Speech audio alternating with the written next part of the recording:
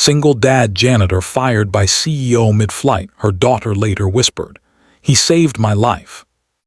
The airplane trembled violently as oxygen masks dropped from above, alarms blaring, passengers screaming, and panic tearing through the cabin like a storm. In the middle of that chaos, a man in an oversized janitor's uniform, exhausted eyes, rough hands, and a heart that had carried too much, lunged through the aisle toward an unconscious teenager whose face was turning frighteningly pale. Moments earlier, that same man had been humiliated and fired mid-flight by her powerful CEO mother. But now, with lives hanging by a thread at 30,000 feet, none of that mattered anymore. All that mattered was that he recognized the symptoms the moment he saw her, because he had once saved someone like her before. If you believe in kindness, second chances, and humanity, please like, comment, share, and subscribe to Kindness Hubtail. Your support helps us bring more real, emotional stories like this.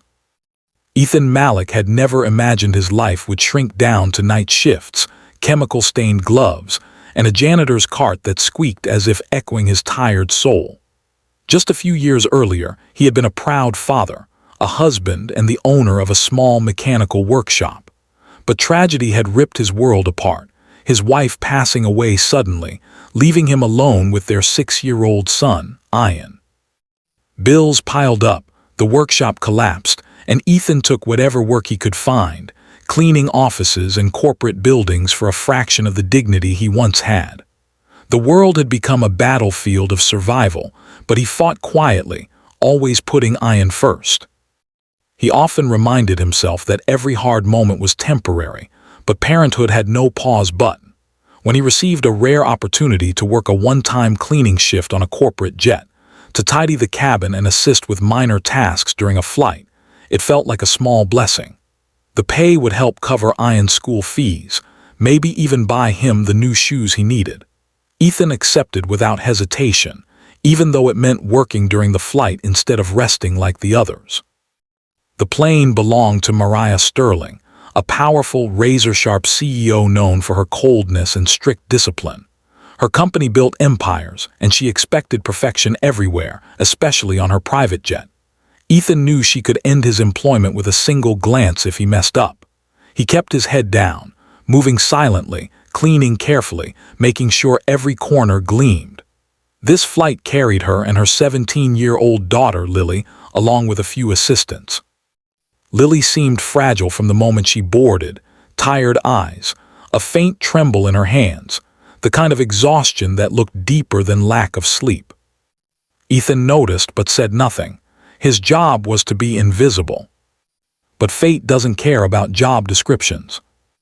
Halfway through the flight, turbulence hit. Nothing unusual until Lily suddenly collapsed, her limbs jerking, her breathing shallow, her lips losing color. Her mother screamed for help, panic shattering her icy composure. The assistants froze. No one moved to help because no one knew how. Except Ethan. He recognized the signs instantly: anaphylactic shock. His sister had died from it years ago. He had lived through the nightmares, the symptoms, the desperate attempts to keep her alive. Ethan rushed forward, kneeling beside Lily, but before he could reach her, Mariah blocked him, mistaking his urgency for carelessness. She snapped at him for being near her daughter, accusing him of causing distraction, disrespect, and even incompetence. Her voice cut through the cabin sharply as she fired him on the spot, ordering him to sit down and stay away. The humiliation stung so deeply it felt like a physical wound. But while Mariah raged, Lily's condition worsened, and Ethan saw something no one else did. Her breathing was diminishing, throat tightening. She needed immediate intervention or she would die. That was when the masks dropped, turbulence worsened, and pure chaos erupted. Everyone screamed, but Ethan heard none of it. He moved on instinct, pushing past the shock, pushing past the pain of being falsely accused. He knew what this was. He knew what to do.